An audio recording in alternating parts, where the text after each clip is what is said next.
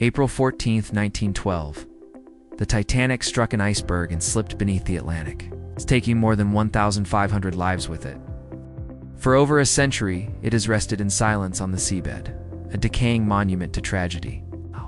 But tonight, a modern expedition descends into the darkness, and the team soon discovers that the ship is not as dead as the world believes.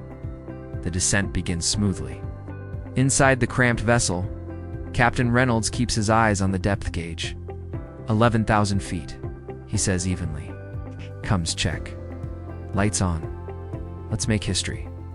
Dr. Lena Ortiz leans over her monitor, her voice trembling with anticipation. The first complete 3D scan of the Titanic since the last expedition. Can you imagine what the world will say when they see her like never before? Engineer Malik frowns at the sonar. Hold on, I'm getting interference. The outlines. Flickering, static hisses through the coms. Then, a low moan filters through their headsets. The sound doesn't belong to the ocean or the equipment. Everyone goes silent. Dever Kelly breaks the tension. Did you hear that? Probably just currents, Reynolds replies, though his expression betrays his unease. The vessel pushes through a thick cloud of silt. Suddenly, the Titanic emerges in the floodlights. But this is not the rusting skeleton they expected. The metal is stretched smooth in places like scar tissue. Veins of steel ripple faintly, pulsing with a bluish glow. The Titanic should be a corpse, Ortiz whispers, pressing a hand to her mouth, but it looks alive. Railings flex and snap back into place as though recoiling from the light. The hull groans, not with decay, but with motion like lungs drawing breath. Kelly suits up, his voice shaking as he checks his gear. Guess I'm first out. Reynolds nods. Short sweep. Document everything. Kelly slips into the water, his tether line snaking behind him. His helmet camera reveals the deck eerily transformed. Chairs and railings are no longer separate objects, but fused into the ship's surface, half swallowed. A porcelain plate juts out of the wall as if absorbed. His breathing fills the coms. It's rapid and uneven. It's like the ship's eating the wreckage, Kelly mutters. A deep groan reverberates. The hull shrieks as metal shifts. Kelly swings his light toward the sound, but the corridor ahead is empty. He steadies his breathing, then movement. A figure slides across a shattered window deep inside the wreck. Ortiz nearly screams. Rewind that feed. Something moved in there. Replayed the grainy footage. The shape is tall, elongated, and unmistakably humanoid. But its proportions are wrong, limbs too long, head too narrow. No, Malik insists. That has to be a distortion. Equipment glitch. But Ortiz shakes her head, her voice trembling. That was real. It's inside the Titanic. Kelly's voice cracks as he whispers through the comm. If someone or something is down here. Where? Not alone. The camera trembles as he shines his light again on the corridor. Empty. Only the oppressive silence of the deep, back inside the vessel. Captain Reynolds doesn't break eye contact with the screen. Pull him back now. But Kelly doesn't move. His voice is distant, distracted. Wait, I think I hear something. The audio picks it up. Faint echo like voices carried through steel. Fragments of words, stretched and distorted. Names, laughter, screams. Ortiz clamps her hands over her headphones. That's not possible. Those voices, they sound like people. People who died here, Malik whispers. Kelly drifts closer. To the corridor. Its camera captures the door frame, twisted but intact. The light falls on a plaque above it, barely legible. First-class entrance. The whispers grow louder. Kelly, abort, Reynolds barks. Back to the vessel now, but Kelly doesn't answer. His light flickers once, twice then stabilizes. The corridor inside stretches far deeper than it should, as if the ship has grown new passageways. Shadows inside writhe, shifting just beyond the beam. Kelly's breathing is ragged. I see something. The feed jerks violently. A face flashes across the camera gray, waterlogged, human, but not alive. Eyes open wide, mouth moving, but no sound. Then darkness. The team screams his name. The line goes dead. In the silence that follows, the Titanic groans louder than ever. Echoing like a beast, stirring in its sleep, Ortiz trembles, her voice breaking. We never should have come here. The last frame from Kelly's camera lingers on their screens. A humanoid figure stands inside the corridor of the Titanic, watching. The lights on the vessel flicker, the hull outside trembles, and deep in the darkness, something shifts within the shipwreck. The Titanic is no longer just a grave, it is waking. Kelly's line lies slack in the water. The screen is frozen on his final image, a gray face pressed against the glass, eyes staring straight into the camera. Ow. The feed jitters with static, then dies completely. Inside the vessel, no one speaks. For several seconds, silence feels heavier than the ocean pressing in around them. Reynolds is the first to break. His voice is calm, but his hand trembles on the controls. We're pulling back, Malik. Bring in the tether now. Malik reels the line, his jaw clenched. The cable comes back wet, but empty. The carabiner hook that should be latched to Kelly's suit is snapped clean in half. Ortiz whispers it's like the ship took him. Reynolds doesn't answer. His eyes are fixed on the external cameras. The Titanic looms ahead, its surface shifting with strange metallic veins. For a moment, the blue glow pulses brighter, spreading across the wreck. Like blood rushing through veins, the cum system crackles. A whisper drifts through, faint, hollow. Reynolds. Everyone freezes. The voice is Kelly's. Kelly. Reynolds barks into the mic. Kelly respond, "Where are you?" The only reply is a hiss of static followed by laughter. But it's distorted, layered, as though a dozen voices are laughing with him. Then silence again. Ortiz shakes her head violently. That's not him. That can't be him. Malik slams his fist against the console. We need to leave. Whatever this is, we're not equipped for it. Reynolds doesn't argue. He grips the controls, preparing to ascend, but the vessel doesn't move. The thrusters whine, then stutter out. The lights flicker. On the sonar, the Titanic's outline shifts. It's no longer static wreckage. The ship is moving. Reynolds forces himself to stay steady. Something's interfering with the propulsion. Malik, check the systems. Malik dives into diagnostics. Nothing's wrong internally. Like, it's holding us here. The cum crackles again. Another voice, this time not Kelly's. A woman's voice, faint, wet, stretched thin. Help us. Ortiz's face drains of color. That's a passenger's voice, I've heard. The archive recordings, that's Margaret Evans. She survived the sinking. I've listened to her testimony. The voice repeats, louder, this time accompanied by others. Men, women, children. Chorus of whispers echoing through the steel. Help us, Ortiz grips the console to steady herself. There, inside the ship, Reynolds finally speaks, his voice low and grim. We're going in. Malik whirls on him. Are you insane? We've already lost Kelly. Reynolds stares at the glowing wreck.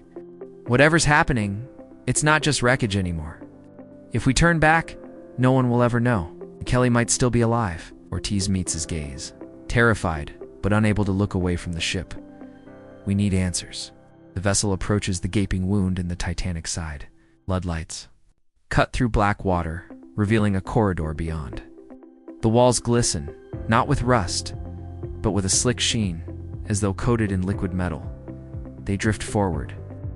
Inside, the corridors look wrong. They're too smooth, too uniform, as though rebuilt. What was once steel plating now flexes slightly, twitching when the light passes. Reynolds grips the microphone. Kelly, if you can hear us, give us a sign. The reply comes instantly.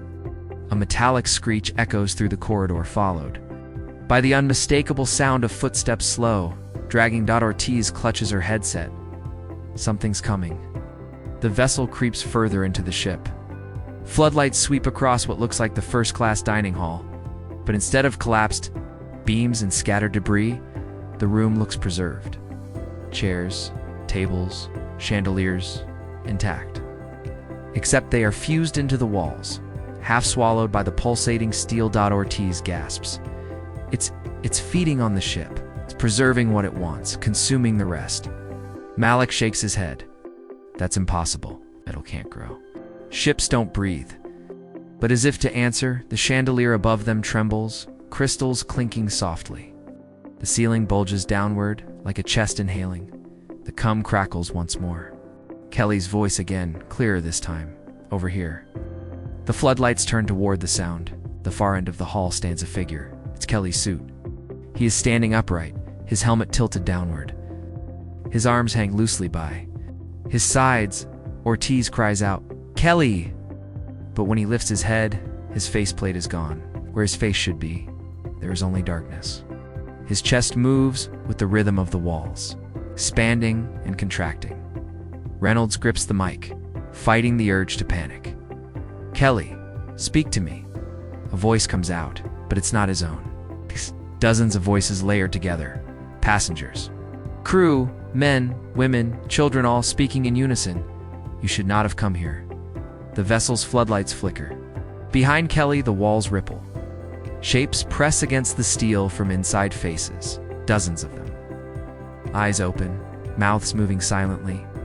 Ortiz whispers in horror. The passengers. They never left. They're still here. Reynolds' knuckles whiten on the controls. Us out now. But before Malik can engage the thrusters, the walls begin to close in. The corridor shrinks, twisting. The Titanic is alive, reshaping itself, trapping them. The sonar screen flares with noise unreadable. The voices grow louder, deafening, then silence. The lights steady again. The vessel is no longer in the dining hall. Somehow impossibly, the ship has shifted them into another space entirely. Ahead lies a sealed chamber. The door creaks, then opens on its own. Inside, rows of figures stand in the dark. Human bodies, preserved. Their clothing still soaked from 1912. Skin pale, eyes wide open. Ortiz's voice cracks. No, they're still alive. As they watch in frozen horror, one of the preserved passengers slowly turns its head toward the vessel. Its mouth opens and black liquid drips out, floating upward in the water like ink. Dozens of eyes follow. The crew realizes. Too late that the Titanic's passengers were never gone. They are part of the ship now, and the ship is waking up. The chamber is silent, except for the soft hum of the vessel's lights. Dozens of preserved passengers stand frozen, their bodies upright as though on display. Their eyes glisten, wide and aware, staring directly at the intruders. Ortiz can't breathe. Her hand clutches the edge of the console so tightly her knuckles blanch.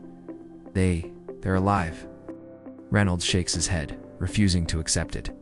They can't be. They've been down here for over a century. But the truth is undeniable. A child at the front of the row blinks slowly, a tear sliding down his pale cheek.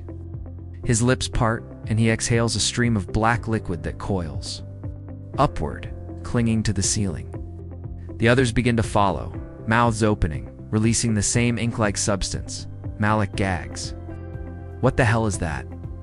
The liquid spreads along the walls, weaving into the steel-like veins feeding a heart. The chamber pulses brighter with blue light. Preserved passengers sway in unison, their eyes rolling back. The cum crackles.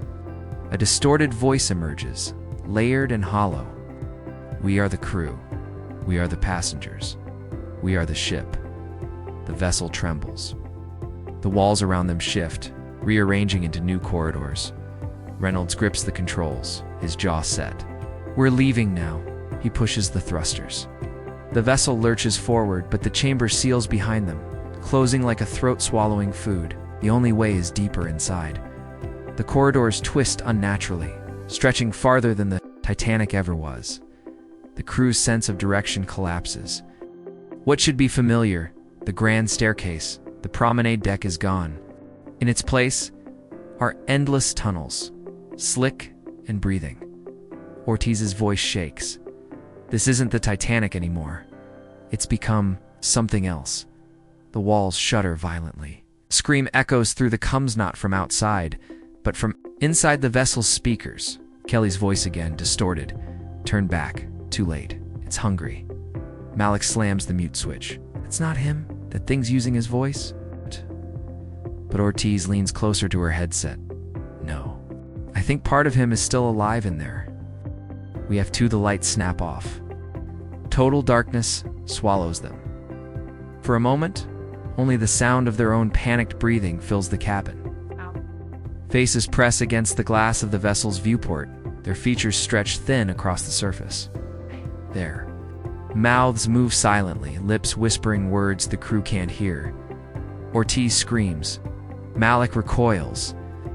Reynolds forces the lights back on, and the faces vanish, but not before one lingers longer than the rest. Kelly's. The vessel continues deeper, drawn by currents they cannot resist. They emerge into a cavernous space. At first, it looks like the Titanic's boiler room, but the machinery has fused with flesh-like metal. Massive pistons pump slowly, expelling bursts of black vapor. Shapes are fused into the wall's arms, torsos, skulls. The ship is feeding. Ortiz's voice is small, trembling. It's been absorbing them for more than 100 years. Passengers, the wreckage, everything. It's using them too. Grow. Reynolds' face is grim. Grow into what? Shriek echoes above them. Something moves in the shadows. The vessel's lights catch glimpses. Elongated limbs, skin of glistening steel, a head with no eyes only, a mouth that stretches too wide. Malik swears under his breath, "Oh God, oh God." The creature slams against the vessel, shaking it violently. Metal groans under the impact. Another shape appears, then another, dozens. They crawl along the walls like insects, their bodies fusing and unfusing with the metal. The cum bursts alive with a cacophony of voices. Passengers crying, crew shouting orders, children screaming, all layered together. Deafening. Ortiz covers her ears. They're not separate anymore. They're all part of the same thing. The vessel scrapes against the wall as the Titanic rearranges itself again. Ceiling exits, forcing them downward. Reynolds' voice is firm, but there's fear beneath it. This isn't a wreck, it's a hive, and we're inside it. Alex. Hands fly across the controls. I'll blast the thrusters, even if it rips us apart. Better than staying here. Before he can act, a section of the wall bursts open. A preserved officer in a Titanic uniform floats out, his hat still pinned neatly on his head. His eyes lock on the vessel, and he speaks directly into their cums. With a voice not his own, "You saw the light in 1912. We warned them, but they would not listen." Reynolds stares, horrified. What light? The officer's face contorts unnaturally, his mouth stretching into an impossible grin. His words are layered with alien tones. Something fell from the stars. It came to feed. The ship was its cradle. The iceberg was no accident. It chose to sink here. Ortiz gasps. The Titanic didn't just sink. It was infected. The officer reaches out with clawed hands before his body dissolves back into the wall, absorbed again. The walls shudder violently. The preserved passengers in the chamber above scream in unison, their mouths opening wider than humanly possible. Black liquid pours down the corridors, rushing toward the vessel. Malik slams the thrusters. The vessel rockets forward, dodging collapsing walls. The black flood surges behind them, filling the tunnels. Ortiz cries out, "It's trying to trap us, to absorb us into itself." The flood catches up, slamming against the hull. The vessel's systems scream warnings. Lights flicker red. Reynolds grips the controls, teeth clenched. Ahead, the corridor splits in two. The left tunnel glows faintly blue, pulsing like a vein. The right is darker, silent. "Which way?" Blick shouts. Reynolds doesn't answer. His instincts choose. For him, he veers right. The vessel plunges into darkness. The black flood roars past the intersection, chasing down the glowing vein. For a moment, they are safe. But Ortiz is trembling, her voice barely audible. It's not just feeding, it's building something. Using the Titanic as a shell, Reynolds looks at her, dreading the answer. Building what? She meets his gaze, her eyes wide with terror. A vessel, a living ship. And it's almost ready. Before anyone can respond, Malik screams. He's staring at the side viewport. A face has appeared on the wall of the vessel itself, stretched thin across the metal.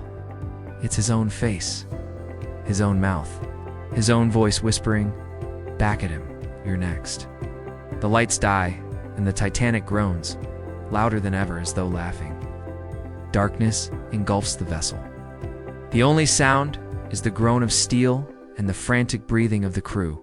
Then faintly, a new rhythm emerges. A heartbeat. Slow. Heavy. The Titanic itself is alive, its pulse echoing through the water. Reynolds grips the manual controls, forcing the vessel's emergency lights to flicker on. The dim glow reveals Malik pressed against the wall, his face pale, sweat streaming down his forehead. The imprint of his own likeness on the metal slowly fades, leaving only smooth steel. Ortiz whispers, her voice broken. "It's already inside us. It knows us.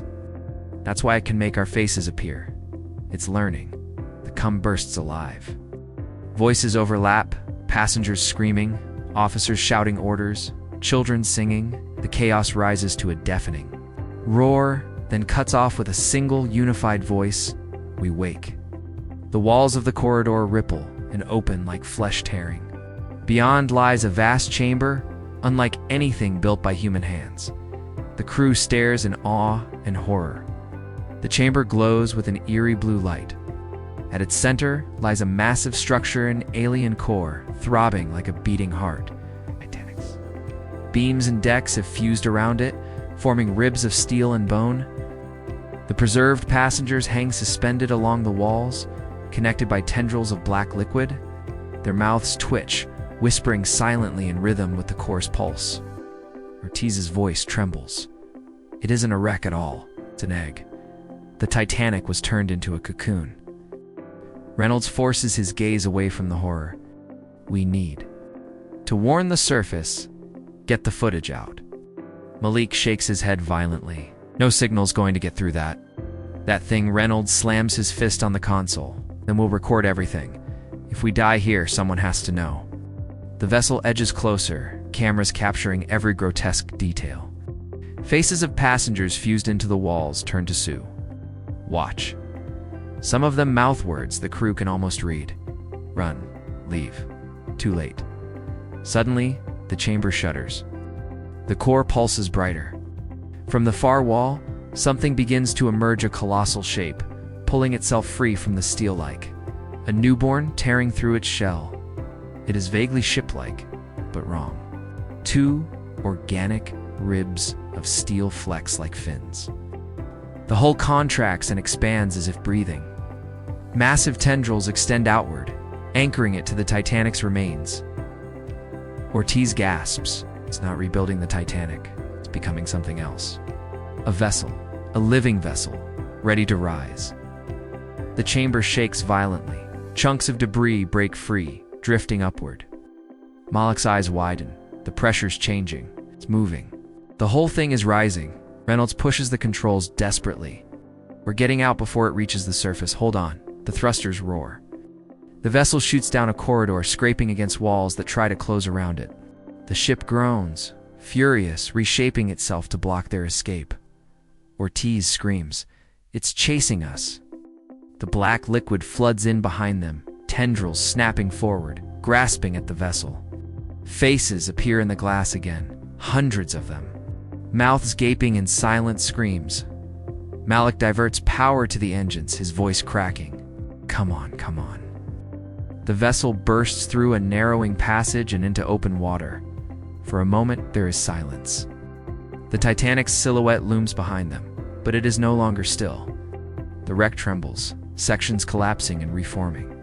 As the alien vessel awakens, the sonar screams with noise.